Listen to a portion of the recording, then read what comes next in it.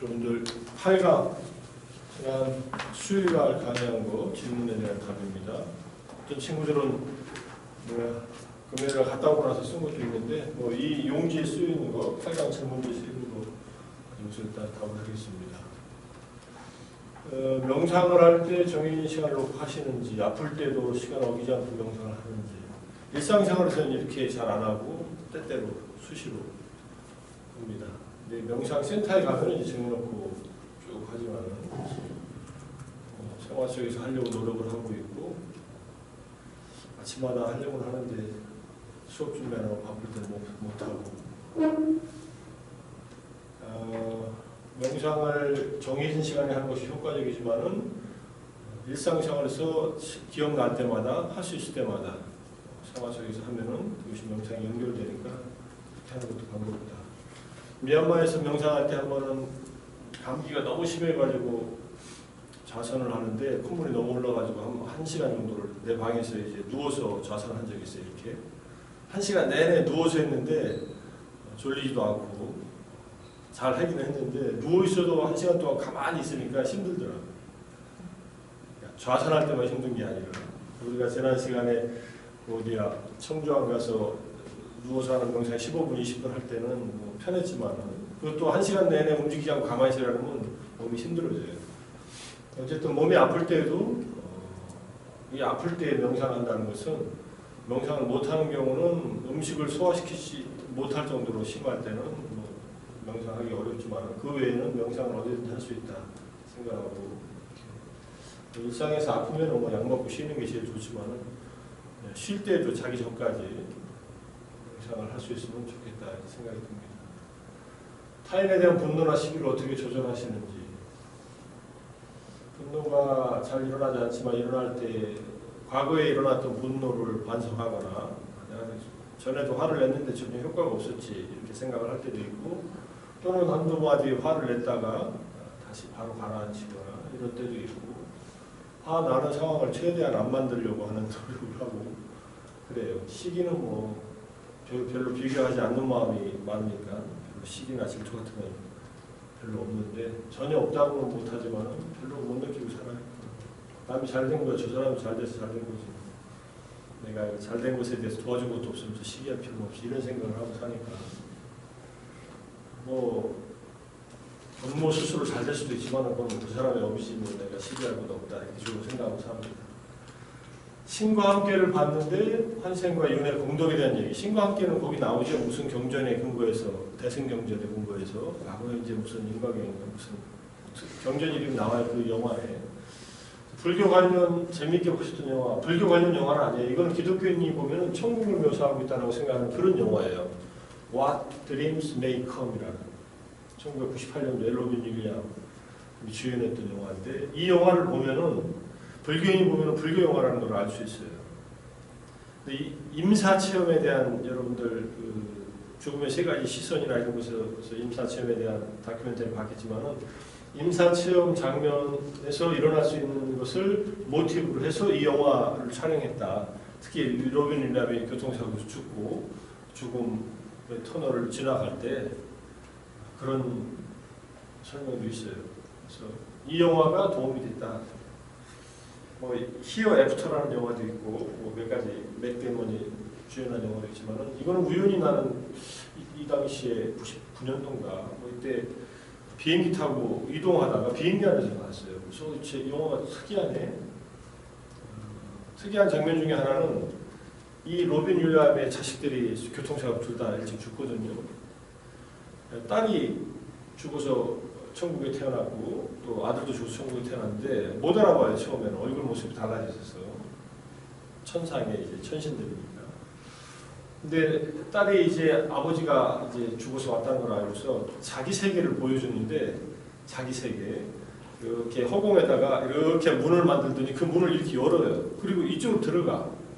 그러니까 우리가 이렇게 살고 있는 허공을 막 날아다니고 그러는데 그럴 때 이쪽 세계는 이게 내 세계입니다 하고 이렇게 들어가더라고요. 그걸 보면서 저게 우리 마음에 의해서 세계가 만들어진다는 것을 형성한 것이구나. 그런데 불교에서는 일체 유심조라고 하죠. 이제 화엄경에서 나오는 이게 굉장히 그래서 처음에 임사체험 경험한 사람들이 천국을 보았다라고 할 때 그게 마치 천국처럼 생각되고 그런 이미지가 있는데 임사체험의 많은 경험들은 자기의 문화적인 배경하고 연결되어 있습니다. 우리가 심리 내적인 경험이 우리 문화적인 경험과 연결되어 있듯이 그래서 기독교인이 보면 기독교적인 천국이나 지옥을 묘사한다고 볼 수도 있지만 불교인이 봐도 얼마든지 그렇게 이해할 수 있는 그런 내용이라고 생각해서 한번 관심 있으면 한번 보세요. 천국보다 아름다운. 이 책에다 올려줄까? 이런 거 올리면 저작권에 어긋나잖아. 그치? 알아서 찾아서 봐요. 그리고 이 영화의 DVD에 그 엔딩이 두 개가 있어요. 엔딩이. 하나는 둘이서 부부가 다시 이제 만나는 장면으로 끝나는데 하나는 태어나는 곳이 스리랑카예요. 하나는 미국에서 태어나가지고 이 사람이 자기 부인을 지옥에서 데리고 와가지고 천국에서 내려와서 이제 지상에서 다시 만난다는 장면인데 이건 분명히 기독교 영화가 아니죠. 이 생에서 환생을 합니다.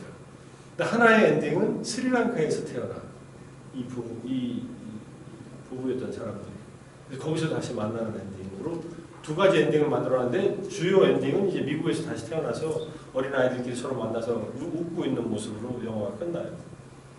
죽음이라고 하는 것이 삶을 갈아놓지 않고 사후세계도 있고 그 세계에서 다시 인간 세계로 돌아올 수도 있다. 이런 메시지가 내포되어 있는 특이한 영화예요. 보십시오. 팔정도를 개발한다는 것은 밝은업에 속하는 것이라고 생각하는데 팔정도를 개발하면 흰업과 검은업을 제거하는 가장 유익한 업이 팔정도다. 팔정도는 업이죠, 당연히.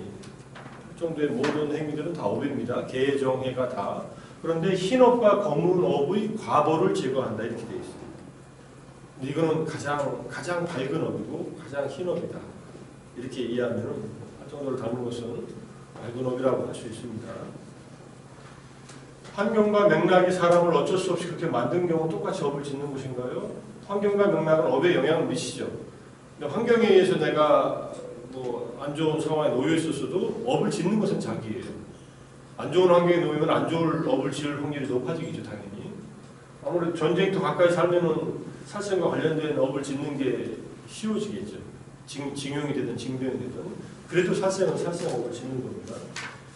성격도 유전이라고 하는데 그 전에 업으로 예민하고 안 좋은 성격으로 태어나서 다시 업을 짓게 된다면 이자 붙듯이 업이 업을 부르는 건가요? 업은 업을 불러야 사실은 이자 붙듯이가 아니라 성격은 유전적 요인이 있으나 노력에 의해 극복이나 개선도 가능하다 이렇게 볼 수 있는 표현이 있어요. 근데 보통은 유전적인 것들은 잘 극복이 안 된다는 게 심리학계의 기본적인 설입니다. 인간이 행복하기 위해서는 유전적 요인이 한 50% 정도 작동을 하고 인간 노력이 한 40%, 환경의 영향이 한 10% 이렇게 얘기해요. 50대, 40대 1을 얘기해. 좀 마음에 안 들긴 하는데 어쨌든 심리학자들이 연구를 해보니까 50대, 40대씩 이게 네이처, 유전적, 이것이 개인의 노력, 이것이 환경. 행복하기 위해서 행복을 경험하는 행복 경험을 하기 위해서 필요한 요소가 이렇게 되어 있다. 긍정심리학에서 이렇게 연구를 해요. 행복의 요인 유전적인 게 상당히 작동을 하죠. 태어날 때부터 좀 유전적으로 좀 우울하게 태어나면 우울하게 태어난다는 것이 뭔지 잘 모르겠지만 이런 영향이 있다. 5대 4대 1 그렇지만은 이게 인간 노력이 중요하다는 것을 강조하죠. 근데 환경이 10이지만 환경이 상당히 많은 영향을 끼칠 수 있죠. 우리가 진짜 지금 대한민국이라는 2019년도 대한민국에 살고 있으니까 그래도 환경이 괜찮잖아요. 헬조선인가? 남조선은 헬조선이고 북조선은 뭐 청국조선인가? 요즘에 그런 말들은 잘 안 쓰대 이제. 그래도 한국의 환경은 너무나 괜찮은 환경이죠 지금. 힘들다 하더라도. 그래서 이 환경이 주는 영향을 많이 받을 수밖에 없지만 환경 때문에 모든 인간의 삶이 결정되는 것도 아니고 과거의 유전 때문에 다 결정되는 것도 아니다. 근데 불교에서 수행을 하고 노력을 한다면 이 40%를 최대화, 극대화시켜가지고 변화시킬 수 있다라고 보는데 기본적으로 심리학자들은 유전적인 요인은 변화 안 된다고 보는 거예요. 이게 기질적인 측면, 그런 측면을 얘기하는 면도 있으니까. 그렇지만 얼마든지 좀 커버할 수 있는 면도 있다, 이렇게 볼 수 있습니다. 수행 방법에 대해 많이 배우고 경리를 배웠는데 교수님이 느끼시기에 어느 정도로 체험해 보시고 이제 내 경험을 얘기하는 것 같아서 찰나산매에 따른 사선정과 유사한 경험, 사선정 자체는 아니고 그 다음에 윗바사나 지혜가 좀 경험된 것이 있다. 이 내용은 좀 복잡하지만 찰나산매의 경험으로 선정 체험과 유사한 것을 아주 강렬하게 경험한 적이 있으니까 내가 설명할 때 한번 얘기한 적이 있죠. 정도만 얘기하죠. 더 나중에 이것은 뭐 구체적인 수련과 관련된 얘기니까 기회가 있으면 또 얘기할 기회가 있겠지만 수업 시간에 다 얘기하기는 어렵고 게으름과 졸음의 원인이 자기 전 스마트폰인데 어떻게 할래? 그래서 자기 전에 스마트폰은 숙면에 방해됨으로 삼가하는 게 좋죠. 혹시 스마트폰을 쓰더라도 화면을 보지 말고 이 화면에서 나오는 이 부식, 이 블루라이트 이게 차단하는 것도 있잖아요. 그래서 최대한 차단하든지 이게 틀어놓으면 수면에 방해가 된다. 누워서 천천히 자연명상이나 호흡명상을 하다가 잠에 드는 것이 좋다. 가볍게 음악을 들으면서 자도 좋고. 근데 게으름과 졸음의 원인이 스마트폰이라는 것은 지금 현재 원인이고 또 다른 여러 가지 만성적인 피로 같은 것도 있을 수 있으니까 스마트폰에 대한 집착은 어떻게 하겠어요? 집착할 거 없이 그냥 살아야지. 내 몸이다 생각하고. 미얀마를 가면 이거 없이 살게 돼. 한 달 정도 미얀마를 같이 가도록. 스마트폰 다 압수당하고 그리고 살 수 있나 한번 자기가 살아보고. 충분히 살 수 있습니다.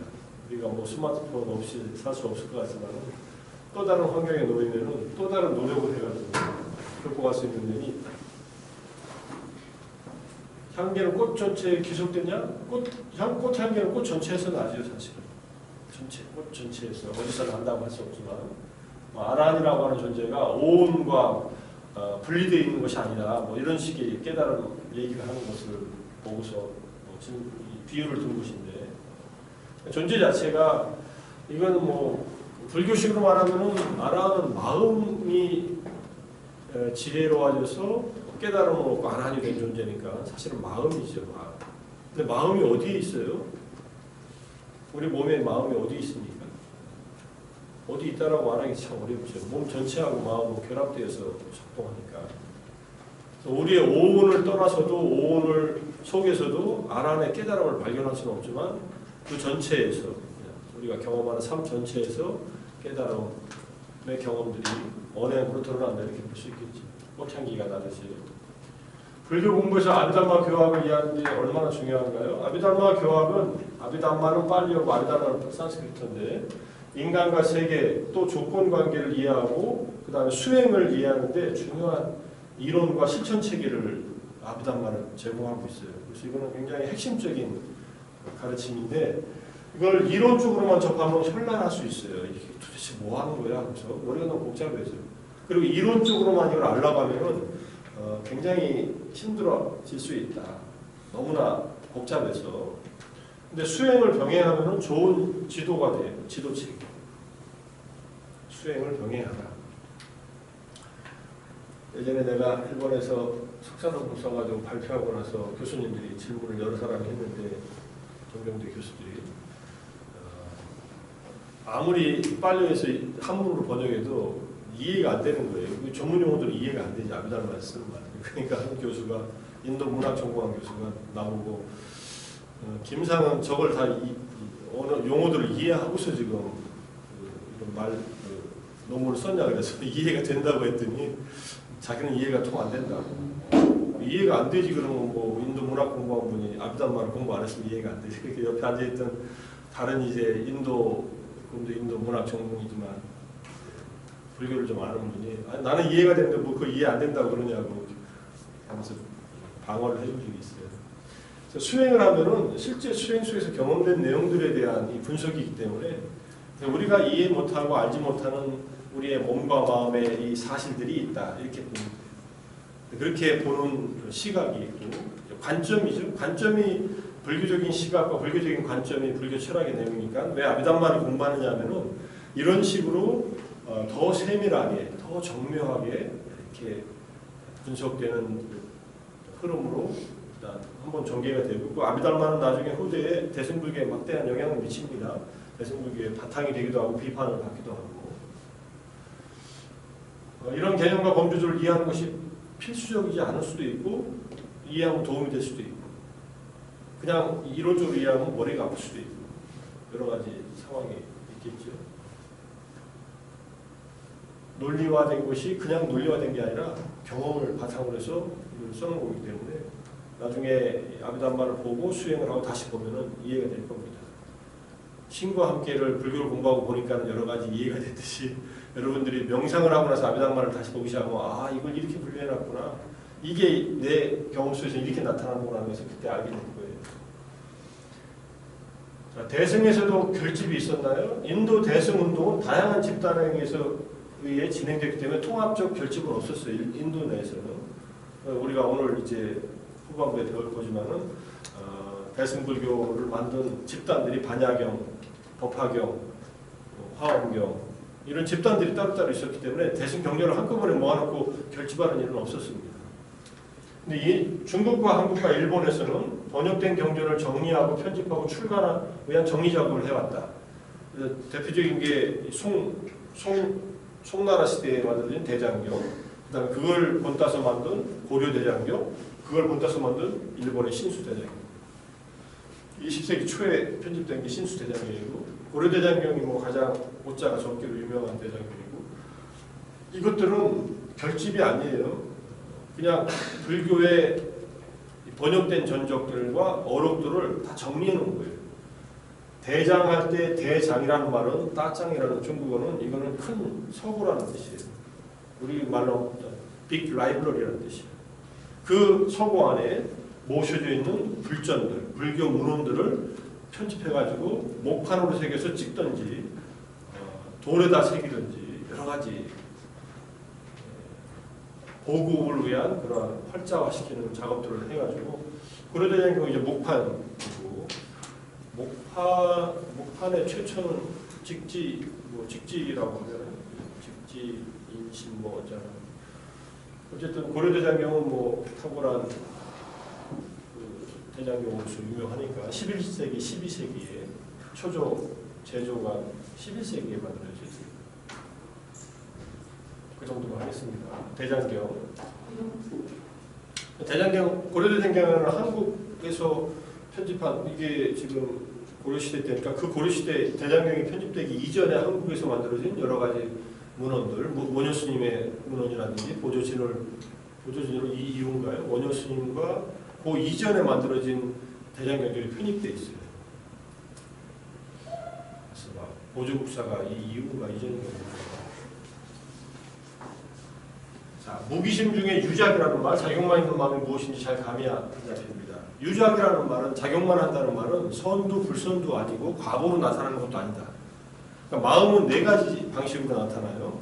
선한 마음, 유익한 마음, 해로운 마음, 그 다음에 결과로서 나타나는 마음. 결과로서 나타나는 말은 선도, 그 다음에 불선도 아니에요. 그 다음에 이게 이제 무기심이고, 그 다음에 이 자격만 하는 마음. 자격만 하는 마음은 우리들한테 나타날 때는 눈으로 뭘 볼 때, 귀로 들을 때, 이때는 자격만 하는 마음이 있어요. 안입이 설신의. 근데 그 다음에 의도들이 생겨요. 그런데 아라한의 경우에는 자비심을 일으킬 때 이게 업이 되지 않는 자격만 하는 마음으로 나타난다. 우리한테 이해하기가 좀 어렵죠.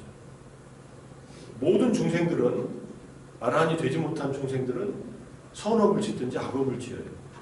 적어도 색계 이상 올라가면은 거기서는 선업만 짓지만 기본적으로 그 상태에 있는 동안에는, 그 이전에는 악업도 짓고 선업도 지어요. 그러니까 자격만 하는 마음이라는 것은 아라한의 자비심 같은 경우와 우리들 일상적인 우리들 삶 속에서는 감각기관이 감각 대상을 알 때 그 순간의 마음들, 그런 그냥 자격만 하는 거예요. 그 다음에 그 다음 흘러가는 마음들이 계속 다른 방향으로 업을 짓게 되는 거죠. 그렇게 이해하고요. 보살은 붓다가 되기 전에는 아라한과를 성취하지 않는 존재인가요? 보살은 붓다가 되는 그 생에 예류 일례 불안 아라하는 것이 붓다가 돼요. 서가모니 부처님은 부처님이 되는 그 생에 이걸 다 거쳐요. 그런데 그 이전 생에 아라한이 되면은 붓다가 못 돼요. 그래서 아라한이 되는 길과 붓다가 되는 길은, 붓다가 되는 길을 가는 분은 붓다가 되는 생에 모든 그 깨달음을 다 거쳐서 쭉 올라가지만은 아라한이 되는 길만 선택한 분은 붓다가 되는 길은 차단돼 버려요. 이게 초기 부파불교의 기본적인 입장입니다. 뒤에 또 나오니까 조금 더 설명하고, 예류도에 든 성자 역시 예류과에서는 무엇을 성취하나요? 예류도에 든 성자는 예류도의 지혜로 열반을 경험하고 세 가지 족쇄를 끊어요. 예류도의 지혜는 번뇌를 끊는 지혜고, 그 다음에 예류과의 지혜에서 열반을 경험하면서 과의 선정에 들어가요. 짧게 들어갈 수도 있고 길게 들어갈 수도 있어요. 선정력에 의해서. 예류과는 도의 결과로 생긴 어떤 선정의 상태다, 이렇게 봅니다. 근데 도는 한 번만 경험해요. 모든 예류도, 일례도, 불안도, 아라한도는 평생에 한 번씩밖에 경험을 안 해요. 더 이상 경험할 수가 없어요. 그걸로 이제 끊어지는 번뇌가 끊어지고. 근데 과의 이 선정은 자주 들어갈 수 있어요. 반복해서. 그렇게 설명을 합니다. 그러니까 도가 없으면 과가 이루어지지 않지만, 일단은 도를 한 번 통과한 사람은 나중에 과의 선정으로는 자유롭게 들어간다, 이렇게 설명합니다. 그리고 예류과부터는 견도가 아니라 수도의 단계예요. 수도. 예류도만이 견도고 나머지는 다 수도고, 마지막 아라한이 되는 그 순간은 아라한과가 무학이라고 해요. 무학도라고 합니다. 아라한의 도까지도 수도예요. 그러니까 견도와 무학도가 양쪽 예류도와 아라한과에 있고, 중간에 6단계의 성인들은 수도의 단계에 있다, 이렇게 봅니다. 자, 일례는 예류와 연속성이 큰 것 같은데 왜 따로 윗결이 설정된 것인가요? 예류가 된 다음, 예류과를 얻은 다음에 탐진치가 적어진 일례는 욕계에 한 번만 돌아와요. 탐진치가 더 적어져 있기 때문에 예류와 일례는 차이가 난다. 큰 차이가 아닌 것 같지만은 욕계에 한 번만 돌아오는, 최대한 한 번만 돌아오는 일례와 최대한 7번 돌아오는 예류는 좀 차이가 있죠. 그래서 화도 좀 덜 내고 욕심도 좀 덜 부리고 이렇다는 얘기예요. 따로 끊어진 번뇌는 없어도 더 탐진치가 더 적어져 있다. 그러니까 차원이 다르죠, 좀. 근데 큰 차원의 다른 게 아니고 아직 욕계에 머물러 있다는 점에서는 유사한 측면이 있으니까. 자, 초기 불교에서 자아가 있다라고 말할 수 있는 것은 무엇이 있나요? 편의상 오온의 경험을 자아라고 불러요. 내가 말하고 여러분이 강의를 듣고, 이게 내가 강의하고 여러분들이 강의를 듣는 것이라고 편의상 쓰는 말입니다. 그렇지만 그 자아라는 것은 이름과 개념일 뿐 실제하는 것은 아니다. 자아라는 것은 한국말이잖아요. 뭐 영어로 하면 이고라고 하고 셀프라고 하고, 뭐 각각 말들이 다 다르잖아요. 언어마다. 그러니까 다 개념이고 이름 붙여진 명칭일 뿐이죠. 실제하는 것은 오온의 경험밖에 없다. 색수상행식이라는 것도 명칭이에요, 사실은. 근데 그 실제하는 이 물질적 경험들, 그 다음에 느낌, 감각, 뭐 이런 것들은 다 실제하는 것들이죠. 아란이 되지 못하면 이것이 나다라는 아만이 남아있어 자아의식이 작동하는 거예요, 여전히. 오온에 대해서 자아와 연결시키는 유신견은 끊어졌어도 이것이 나다라는 생각은 아직 남아있다. 아직 무지가 완전히 끊어지지 않았기 때문에.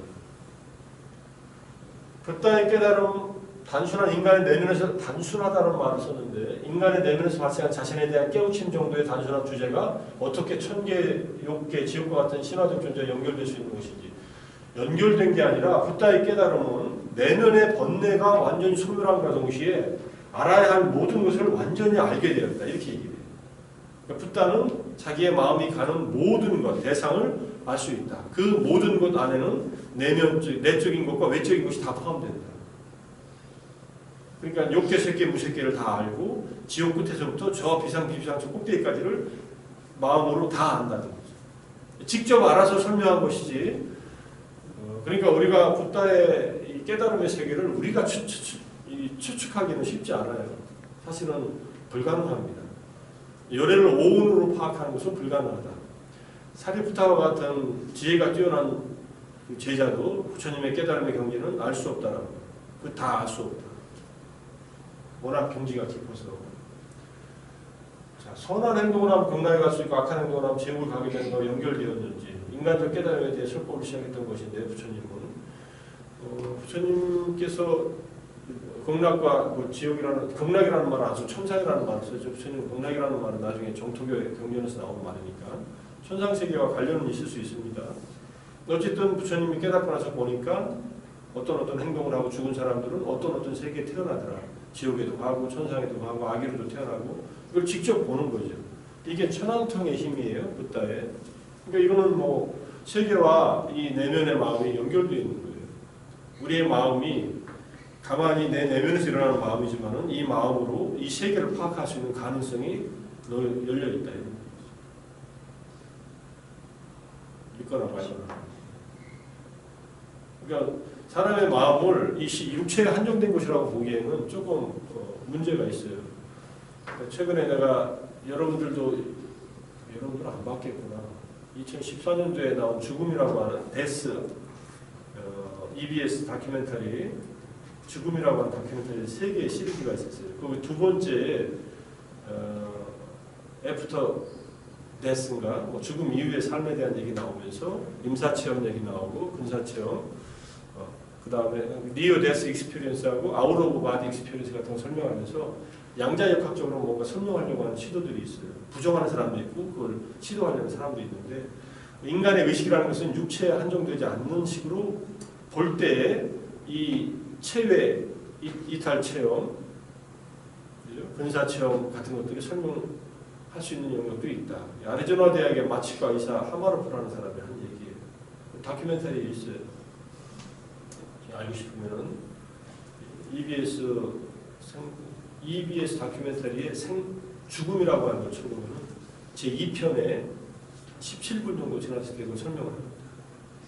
양자적 현상으로 우리의 의식 현상을 양자적 현상으로 환원될 수도 있다는 가능성을 얘기를 해요. 꼭 그렇다는 게 아니라. 근데 그 영역에 가면은 아마 마음의 영역과 물질의 영역이 서로 교차하는 순간이 있을 수도 있을 것 같은 생각은 들어요. 똑같진 않아도. 양자적 현상이 상당히 우리 의식과 닮아 있는 면이 있으니까. 붓다는 열반을 실현한 뒤 다른 수행자가 열반에 이를 수 있도록 도와주는 존재라 했는데 아라한은 어떻습니까? 아라한도 자신의 역량만큼 타인을 도와 깨달음을 얻게 하죠. 사리푸타 존자도 그걸 했고 사리푸타 존자에게 처음 법을 전해준 아사지 마승이라고 하는 아라한 부처님의 5대 최초의 오비구 중에 한 분이었던 분도 그랬고 각자 자기가 할 수 있는 만큼 합니다. 그 아라한들의 활동이 활발했기 때문에 초기 불교가 인도 내에서 급속도로 퍼져나갈 수 있었어요. 부처님의 전략이었고 전도의 전략이 혼자서 다니는 것보다 60명의 제자들을 아라한을 만들고 그 다음에 이제 다 떠나라고 하고 당신은 다시 마가다로 돌아가서 1000명의 제자들을 만들고 그 다음에 사리푸타 모갈라나가 데리고 온 250명의 제자들을 만들고 이들이 다 아라한이 된 거예요. 그 아라한들이 활동하면서 불교가 빠르게 퍼질 수 있었죠. 부처님을 모르고 출가한 제자들도 있어요. 그러니까 나중에 대화하다 보니까 이분이 부처님이라는 걸 나중에 아는 제자들이 있어요. 부처님 몸에서는 보통 때는 빛이 납니다. 이게 황금빛이 났다 그래요. 그 빛이 난다는 장면이 초기 경전에 나와요. 그런데 이거를 부처님은 마음의 힘으로 이 빛을 없앨 수도 있어요. 빛이 안 나게끔 할 수도 있어요. 그럼 보통 사람하고 똑같은 거예요. 그럼 대화를 나누면 그냥 이분이 선배 스님인 줄 알겠지. 그렇게도 하고 그랬다 그래요. 빛이라는 것은 뭐 여러 가지 상징이 우리가 있었잖아요. 지혜의 상징이 가장 핵심적이지만 왜 성자가 되면 이렇게 뒤에 둥글게 이렇게 빛이 나잖아요. 이거는 머리에서 나는 빛이에요. 그리고 몸 전체에서도 빛이 났다고 하니까 옷을 입고 있으니까는 뭐 빛이 많이 투과되지는 않았겠지만 그러니까 얼굴에서는 이렇게 빛이 나. 내가 어디서 본 논문에 의하면 인도 과학자가 측정한 건데 우리 몸에서 이 광자가 24시간 나온대요. 몸 전체에서. 포톤. 어디서 제일 많이 나오겠어요? 얼굴에서. 실제로 여기서. 근데 왜 이거 안 보이냐? 그걸 우리가 이게 볼 만한 이 시력이 없는 거예요. 그래서 그걸 측정해 봤더니 전신에서 나오고 그리고 언제 제일 많이 나오냐? 내 기억으로는 오후 2시에서 4시 사이. 그래서 누구 사람 만나러 갈 때 기분 좋게 만나려면 오후 2시에서 4시 사이에 얼굴이 가장 광채가 날 때 그때 만나면 좋겠죠. 물론 뭐 그걸 쉽게 볼 수는 없겠지만 그걸 측정을 했더라고요. 참 재밌는 사람들이. 왜 그게 우리 몸에서 광자가 나오겠어요? 포톤이 왜 나오겠어요? 우리가 먹고 사는 에너지가 태양에서 온 거잖아요. 미생 약간의 이 지금 미네랄 제외하고 그다음에 수분 제외하면은 대부분 이게 다 에너지 덩어리죠. 태우면 다 타잖아요. 타가지고 다시 탄소로 돌아간다는 것은 태양 에너지의 형태로 다시 돌아간다는 뜻이에요. 그게 이제 가만히 있어도 이게 나온다는 얘기죠.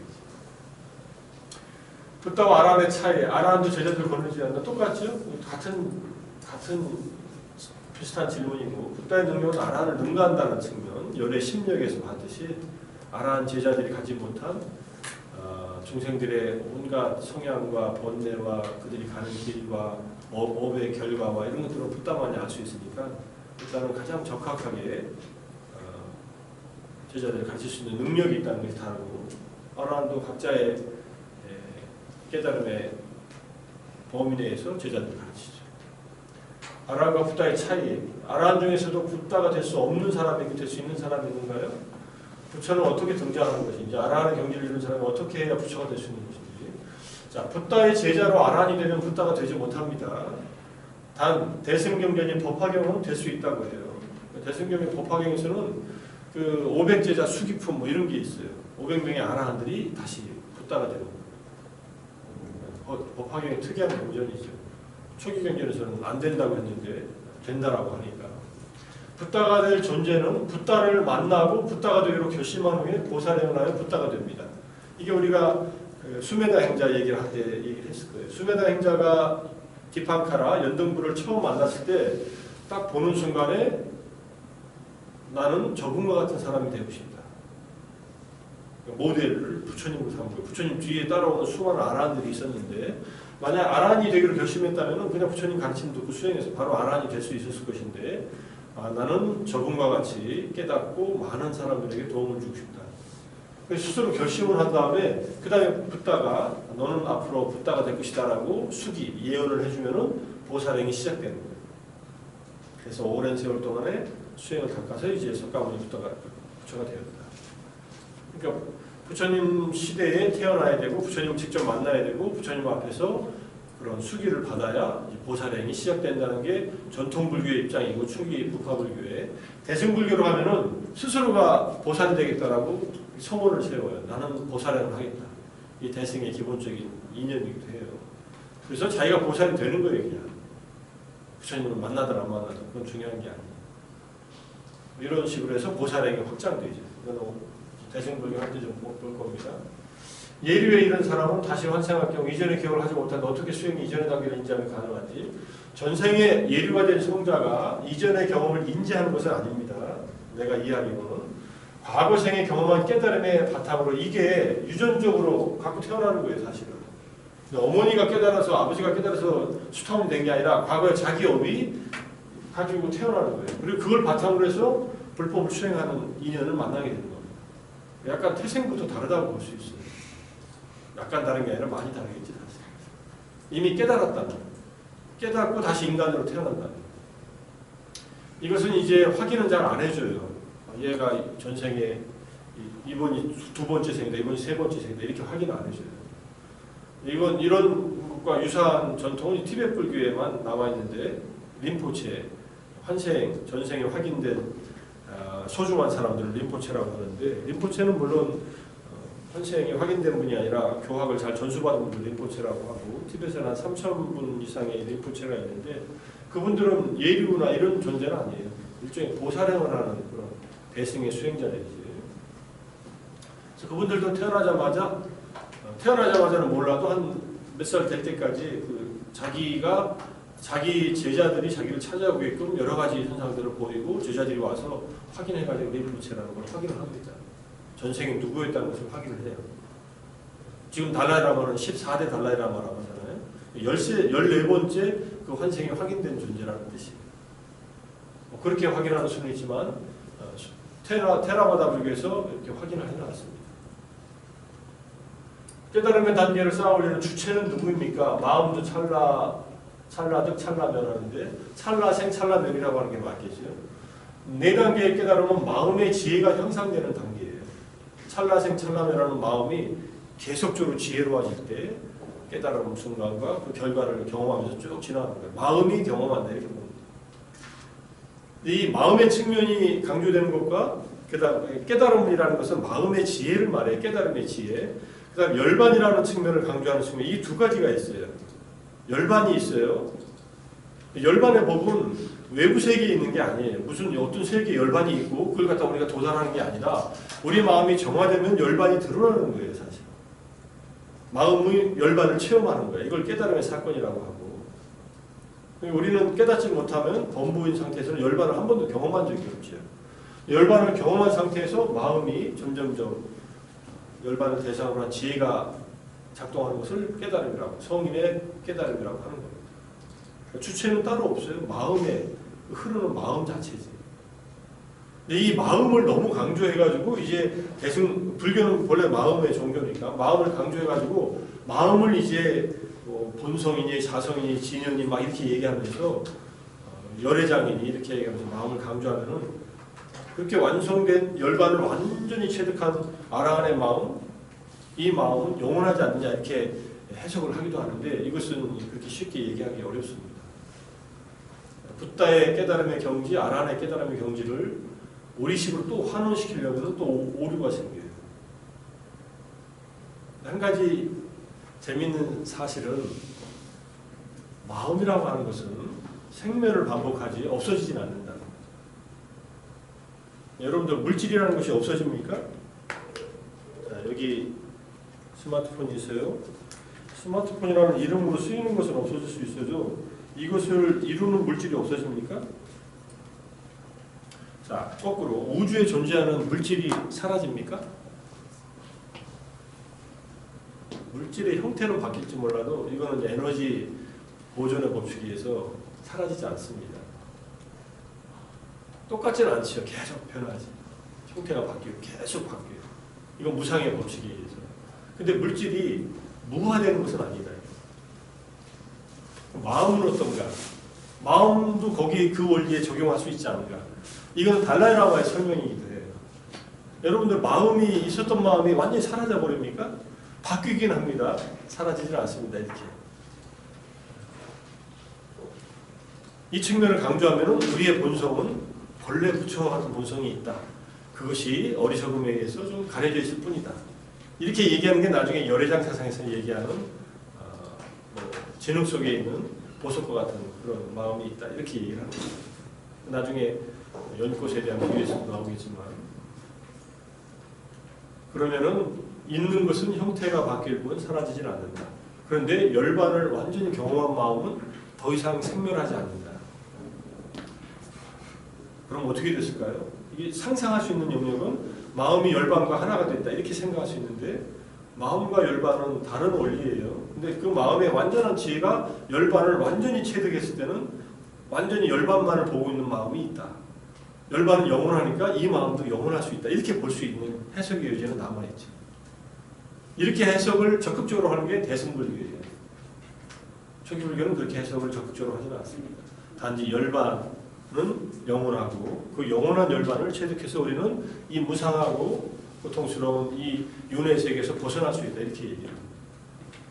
이 얘기 나중에 대승가서도 하기로 합시다. 마음이다. 계속 주체라고 하는 것은 얘기할 필요 없이 마음이에요. 그래서 자아가 사라지고 초기불교부터 그 자리에 마음이 들었어요. 근데 우리는 마음과 몸으로 함께 되어 있는 존재이기 때문에 그것을 세트로 말하면 오온이다 이렇게 얘기합니다. 오온에서 색은 육체고 수상행식은 정신작용, 마음 부수와 식은 마음이기 때문에 그렇게 설명을 합니다. 이 원리 두 가지 원리, 정신과 물질의 두 가지 원리는 생멸은 하지만 완전히 소멸되지 않는다. 그렇지만 영원히 어떤 마음이 고정되어 있는 것도 아니다. 이게 상주론에 대한 비판이고 영혼설에 대한 그 다음에 허무주의에 대한 비판은 조건이 있는 한 계속 생겨난다. 또 생겨나고 또 생겨나고 다른 형태의 모양을 바꿀 뿐이다. 우주도 마찬가지겠죠. 우주도 한 번도 동일한 우주 현적이 있겠어요? 우주가 만약에 이게 팽창한다면 한순간도 동일하지 않죠. 지구가 무슨 뭐 지금 시속 몇 킬로로 자전하고 시속 몇 킬로로 공전하고 있어요. 그게 매일 똑같은 자리를 돌아요. 매일 새로운 공전을 하고 새로운 자전을 하는 거지. 그렇게 변화무쌍하지만은 없어지는 것은 아니다. 이게 물질 세계에서는 이미 과학자들이 얘기해놨고 정신 세계는 아직 얘기를 못하고 있죠. 확인이 안 되니까. 그것까지 확인할 수 있으면 이제 의식이라는 것도 소멸하는 것이 아니다. 형태를 바꿀 뿐이다. 이렇게 증명이 될 시대가 온다면 이제 뭔가 또 다른 조작이 가능하겠죠. 그런 시대가 머지않아 오지 않을까요? 오치원의 상태를 관찰하는 것은 불안의 상태에 도달하기 전에도 유신균을 제거할 때 이미 사용했던 방법 아닌가요? 오치원을 관찰하는 것은 본부에서 아란에 이르기까지의 수행법으로 일관되어 있어요. 우리의 오온을 떠나서 관찰할 대상이 따로 있지 않습니다. 물론 자기 신체만 관찰하는 건 아니지만 자기 마음만 관찰하는 것은 아니지만 오온의 경험은 내적으로는 내 몸과 마음이지만 외부에 있는 이 물질 세계와 외부에 있는 사람들의 마음을 관찰하는 것도 오치온에 해당하고 오온에 해당합니다. 이건 초지일관적으로 관찰하는 대상이다. 그게 존재 세계 전체를 포괄하는 개념 중에 하나니까. 자, 유신견은 오온을 자아와 관련된 잘못된 견해죠. 또 아마는 미세한 자의식이다. 뭐 이 정도만 이해합시다. 아마에 대해서. 그 다음에 열애에 대해 설명할 때 사유는 집착과 같은 것인가요? 열애도 사유를 하죠. 상호작용을 하잖아요. 부처님. 그런데 열애는 집착은 없죠. 이걸 질문한 거니 내가 질문의 의도를 잘 파악합니다. 부처님은 집착은 없습니다. 바른 집착이라고 할 때 집착도 없고 의욕은 있겠죠. 의욕, 욕구는 있겠죠. 그 욕구 때문에 다 잘못된 일을 하지 않는다는 것이 아라한이 범할 수 없는 9가지 일 중에 하나가 열의 때문에 잘못된 일을 하지 못한다. 열의. 열이라는 말은 빨리로 하면 찬양한 거예요. 뭘 바라는 거예요. 뭐 이거를 요즘 말로 그냥 영어로 하면 니드라고 할 수 있어요. 욕구. 뭘 바라는 것 자체는 잘못된 게 아니죠. 뭘 바라느냐가 문제지. 이거는 갖고 있지만은 집착은 없어요. 부처님 자체에. 아라한들은 집착할 것이 없죠. 무엇에도 집착하지 않지. 근데 사유작용을 일으켜서 사유를 하죠. 이런저런 생각을 안 하면 어떻게 살아요, 부처님? 불교에서 연꽃이 갖는 의미, 이 4가지 의미가 있다. 처염상종, 화가동시, 종자불실, 진공그리고 설명을 하나씩 하고 절에 갔더니 여러분들 법당에 장군이나 신 그림이 있잖아요. 이건 뭘까? 법당의 테마 속의 장군과 신은 불법을 지키는 신들이에요. 이게 부처님 다시 때도 있었고 그런 신들이 나찰이니 야찬이 사람을 잡아먹는 귀신 같은 그런 존재들도 부처님의 법을 듣고 부처님의 귀의해요. 그리고 선한 신이 돼요. 그리고 누구든지 부처님을 찾는 자는 제가 보호하겠습니다. 이렇게. 그리고 사천왕 천신들이 있고 장군은 그런 그 군인들의 복장을 하고 있는 경우들이 있죠. 신들이 실제로 천상 세계에 그런 군사들이 있다고 하니까. 자, 연꽃 상징 하나씩 봅니다. 이게 연꽃인데 처염상정, 연꽃이 진흙 속에 몸을 담고 있지만 어디에도 물들지 않고 청정함을 유지하는 것처럼 인간의 가장 순수한 마음인 불성도 어떤 환경에 처해 있다 하더라도 더럽히지 않는다. 이걸 처염상정의 의미라고 해요. 연꽃은 맑은 물에서 자라지 않죠. 진흙이 있어야만 자라죠. 진흙이라고 하는 진흙이 더러운 건 아니죠. 영양분의 보고죠. 사실. 고령 모두 축제 가면 뭐 사람들 난리치잖아요. 얼굴에다 바르고. 어쨌든 이 더러운 연못 속에서 깨끗한 연꽃이 핀다. 이거는 유학의 군자하고도 똑같아요. 군자의 비유도 이렇게 들어요. 유학자들도 연꽃을 좋아하는 이유가 바로 이런 의미에서 좋아해요. 세상에 살면서도 세상에 물들지 않는 그런 고고한 선비, 뭐 이런 이미지. 두 번째, 연꽃은 화과동시라고 해서 이 사진은 내가 찍은 사진이구나. 이건 다른 사람 찍은 거지만 꽃이 피면서 열매가 동시에 같이 있어요. 이걸 화과동시라고 해요. 대다수 식물들은 꽃을 피운 뒤에 열매를 맺고 시드는데 연꽃은 열매가 익을 때 꽃을 피우는 식물로 모체 내에 번식하기 때문에 스스로 생성될 수 있는 것이다. 그러니까 수행의 자비와 지혜가 같이 갖춰졌다. 이렇게 또 얘기하기도 합니다. 꽃과 이 열매가 같이 있다. 진짜 사진 속에 이게 있으니까 여기 가운데이지. 이건 더요. 이건 뭐 열매를 먹으시는 거라도 여러분 연밥 먹어봤어요? 이 안에 있는 연밥. 자, 이것도 그런 거고. 그 다음에 이게 고려시대에 씨앗이 700년 만에 개화했다는 거예요.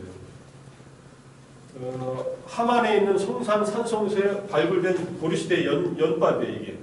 이거를 싹 치웠더니 이 중에 3개가 발화했다. 연의 씨앗인 연실은 아무리 오랜 시간 지나도 썩지 않고 싹을 틔운다. 그래서 종자불실, 본래 씨앗이 세월이 지난다고 해서 싹을 틔우지 못하는 것이 없다. 물론 다 싹을 틔우는 것은 아니겠지만 2, 3천 년 된 연실이 싹을 틔우는 경우도 있다. 이런 얘기를 하지. 이건 우리나라에서 실제로 있었던 거니까. 그 다음에 마지막 진공묘, 뿌리부터 줄기까지 속이 비어있는 가운데에도 충만하다는 의미로 불교의 가르침과 맥락을 같이 하기 때문에 속이 비어있는 가운데도 충만하다. 그리고 연때, 연꽃에 이 대를 중간에 자르면요 가운데가 비어있어요 실제로. 그리고 연근도 이렇게 잘라서 여러분들 연근 조림 같은 거 먹으면 가운데 비어있잖아요. 뭐 그런 의미로서 진공묘라는 말로도 하나 쓴다 그런 얘기예요. 그래서 생명의 꽃이고 지혜의 꽃이고 자비의 꽃이다. 영원한 생명, 영원한 생명이라는 말은 불교보다는 기독교에도 어울리는 말일 수도 있지만 이거는 이집트에서도 연꽃을 영원한 생명의 상징으로 봤어요. 저녁 때가 되면은 꽃이 수련이 봄을 아물었다가 아침이 해가 뜰 때 다시 열려요. 계속 그걸 반복해요. 아, 쟤는 죽지 않는 꽃이구나. 영생을 상징하는 꽃으로서 이집트 벽화에도 등장하죠. 그 다음에 지혜로운, 지혜를 상징하고 아름답게 피고 지혜는 이제 내면의 연밥을 의미하고 자비는 꽃 자체가 아름다우니까 자비의 꽃이라고 이렇게 얘기합니다. 여기까지 얘기하면 됐나요? 옛날에 내가 강의 자료로 연꽃에 대해서 설명한 적이 있어서 그 중에 일부를 갖고 온 거예요. 자, 빈집에서 선을 닦아라라고 할 때 빈집의 의미, 빈집이 그냥 사람이 없는 빈집 또는 나무 아래 또는 동굴숲. 우리가 성당 올라갈 때 그래도 왼쪽에 제1광장 거기 휴게실 그런 공간도 빈 공간이죠 사실. 사람들이 없는 곳. 그래서 인적이 없는 조용한 장소에서 선정에 들어라 이런 뜻으로 얘기하는 것입니다. 무색기에 대한 증득이 부족한데 어떻게 지혜를 탁월하다고 할 수 있는 것인가요? 지혜는 손정을 조건으로 생겨납니다. 근데 손정을 조건으로 생겨날 때 손정에는 산라정 산매도 있고 근접 산매도 있고 사색계, 색계선이나 무색계 정도 있다. 이것들을 조건으로 지혜가 얼마든지 성숙할 수 있다. 그러니까 무색계정을 닦지 않아도 얼마든지 아라한의 해해탈자가 될 수 있다. 아라한의 해해탈자는 찰나정, 찰나정 또는 근접정에 해당하는 선정에 못 들어간 상태에서부터 사색계정만 닦아서 해해탈의 아라한이 될 수도 있고 무색계정까지 닦고 아라한이 되면 이제 양분해탈자가 된다. 이렇게 설명하는 거죠. 여기까지가 질문 하나 더 나옵니다. 모든 부처를 부르는 이름들이 똑같은 사람을 지칭하는 것인지. 부처는 다 다른 인격이에요. 부처가 여러 명인 만큼 부처마다 다른 이름을 가지고 있는지 부처마다 다 이름이 다르죠. 불려진 이름들은. 내면의 깨달음은 경지는 똑같아요. 그리고 붓다라는 경지에 도달하는 거죠. 아라한들도 아라한이 됐다는 누진통을 얻어서 해해탈이 아라한이 됐다는 것은 똑같아요. 근데 아라한들도 이름이 다 다르죠. 그리고 부처님마다 기본적인 깨달음은 같아도 부처님의 이 교화의 범위나 제자들의 성향들은 다를 수 있어요. 그때그때 조건에 따라서. 기본적으로 깨달음의 경지는 붓다라는 경지에서 똑같다. 아라한으로서 똑같듯이. 그렇다고 인격이 하나가 되는 게 아니다. 그래도 나중에 대승불교에 가면은 법신불이 있고 법신불에서 다 파생된 아바타처럼 화신불이 있다 이렇게 얘기해요. 아바타라는 말이 화신이라는 말이잖아요. 법신의 화신으로서 이 세상에 모습을 나타낸 분이 화신이다 이렇게 이야기하고 설명이 됐을 거라고 생각합니다. 명상성화, 걷기명상이 익숙해졌다. 수월하게 명상을 한다. 집중도 잘 된다.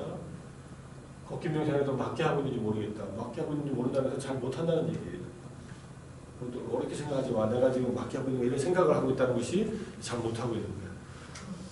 그냥 걸음을 잘 알아차리고 그 다음에 자유명상을 하고 하면은 명상은 자기 내면에서 일어난 자명한 경험이기 때문에 스스로 알아요. 틀리게 맞게 하는 게 아니라 제대로 초점을 맞춰서 마음챙김이 있느냐 없느냐의 그 강도는 차이가 있을지 몰라도 근데 이거는 정말 잘하게 되면은 이제 잘하게 되는 것이 명료하게 자기가 경험하니까 그때 가서 확인할 수 있습니다. 남산공원에 가서 세 가지 감각을 돌아가면서 주기적으로 집중했다. 숨 쉬는 것, 들리는 소리, 발바닥 감각. 이렇게 하는 것은 별로 바람직하지 않습니다. 돌아가면서 하는 것은. 그 중에 두드러진 것을 관찰하면 돼요. 예컨대 걷다가 새소리가 막 나다가 들림 하고 걸으세요. 그냥. 다리에 동작으로 가지 말고 갔다 왔다 하지 말고 그러다가 들리는 소리가 더 이상 이제 신경이 안 쓰면 그냥 걷는 동작을 알아차리고 또는 자유명상하고 싶으면 그냥 걸으면서 자유명상 쭉 하면 돼요. 숨 쉬는 곳에 집중해서 걸으면서 이것도 방법은 방법인데 걸으면서 아나파나사티 호흡 명상 할 수 있으니까 우리가 같이 수련할 때 연습하는 것은 걸으면서 자유명상 하든지 다리의 동작을 관찰하든지 이 두 가지를 얘기했으니까 돌아가면서 하는 것은 별로 안 좋습니다. 하나만 하면서 쭉 일정 시간과 일정 거리를 가는 게 좋습니다. 쉬는 시간 걷기 명상, 자유명상 했는데 나름대로 감사함을 느꼈다. 감사함에 빠지면 안 돼요. 감사한 사람을 향한 자유마음을 계속 일으키는 게 자유명상이지 감사 명상이 아니에요. 자유명상이에요. 고마운 사람에 대한 자유마음을 계속 기르는 것이다. 고마운 부모님 행복하고 평안하기를 아버님께서 행복하고 이렇게 하는 거예요. 부모님께 3번씩 전화를 드리면도 감사하고 생각하면 한 번이라도 더 전화를 드려야겠다. 좋습니다. 스승님에게도 감사한 그분들에게 자애의 마음을 계속 일으킨다. 행복하기를 바라는 마음. 계단을 오르락내리면서 집중했다. 계단은 좋은 방법일 수도 있지만 일부러 계단을 오르락내리면서 걷기 명상이보다는 평지를 걷는 게 좋습니다.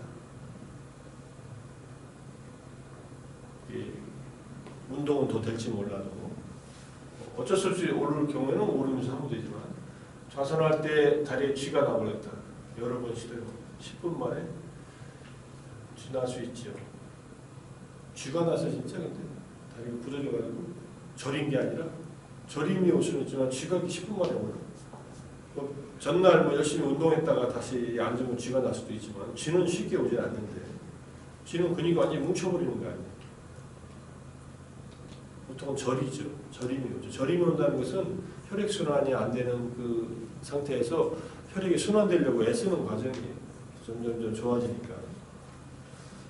성주항 올라가는 길 중간에 벤치에 앉아 명상했는데 명상을 하면서 호흡에 집중하는 게 숨을 하고 기분 좋았다. 여러분들 이 명상 이 학생은 여기다가 붙여놨어요. 이걸 그래서 이렇게 소개한 거고 다른 학생들 거는 소개 안 합니다. 성주항에 갔다 온 명상은 따로 점점 익숙해졌다. 누운 상태로 마음챙김 명상을 혼자서 했나 잘 느꼈다. 마음속에서 떨쳐내려고 노력했던 생각들이 떠오르는 걸 가만히 바라보는 일이 도움이 된다는 것을 느끼는 것 같다. 그러니까 생각이 떠오르면 이게 생각 없애야지 하는 것보다는 가만히 보고 있는 게 훨씬 빨리 이 생각들이 사라지는 데 도움이 됐다는 얘기예요. 이것을 심리학에서는 수용과 변화라고 합니다. 수용을 하면은 빨리 변화가 일어나는데 저항을 하면은 변화가 더디다 이렇게 얘기해요.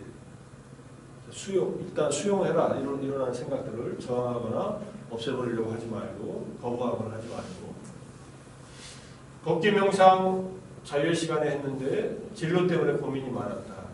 생각이 들었다. 열심히 생각을 한 건 좋지만 명상할 때는 명상으로 자꾸 돌아오는 연습도 하십시오. 걷기 명상 졸린 기운이 잘 몰아낼 수 있었다. 별로 집중이 되지 않았다. 명상하는 시간이 짧더라도 종종 하다 보니 무엇을 생각을 하든 생각에 가득 둘러싸여 있다는 것을 알았다. 이것도 중요한 발견이에요. 항상 생각이 있다는 것을 알았다는 얘기예요. 생각이 없는 경우가 사실은 없어요. 이걸 자각하기가 쉽지 않지. 이걸 자각하면은 다음에는 생각을 볼 수 있는 여유가 생기고 생각이 일어나도 볼 수 있게 되면은 생각에 휘말려 들어가지 않을 수 있게 된다. 그런 힘을 기르는 거예요. 호흡에 집중하다 보니 걱정이 좀 덜어졌다. 신선한 날씨에 걷기 명상을 했다. 만족감이 일시적으로라도 일어났다. 타인에 대한 자기가 무엇인지 감이 잡히지 않았다. 아까 감사한 고마운 사람에 대해서 그 사람 진짜 행복하기를 바라는 마음이 일어날 때 그게 타인에 대한 자애입니다. 행복을 바라는 마음이 이게 자애심이에요. 그걸 타인을 향해서 일어날 때는 타인에 대한 자애고 자기를 향해서 일어날 때는 자기를 향한 자애가 되죠. 내가 행복하기를 바라는 마음. 이거는 뭐 자꾸 하면은 익숙해지게 돼 있어요. 집근처를 돌면서 명상하고 머릿속이 시끄럽지 않게 걸을 수 있었다. 걷기 명상 점점 다른 생각으로 빠지기 시작했다. 이거는 이제 걷기 명상을 집중을 제대로 못할 때 생각이 올라왔을 때 생각이 휘말려 버리죠.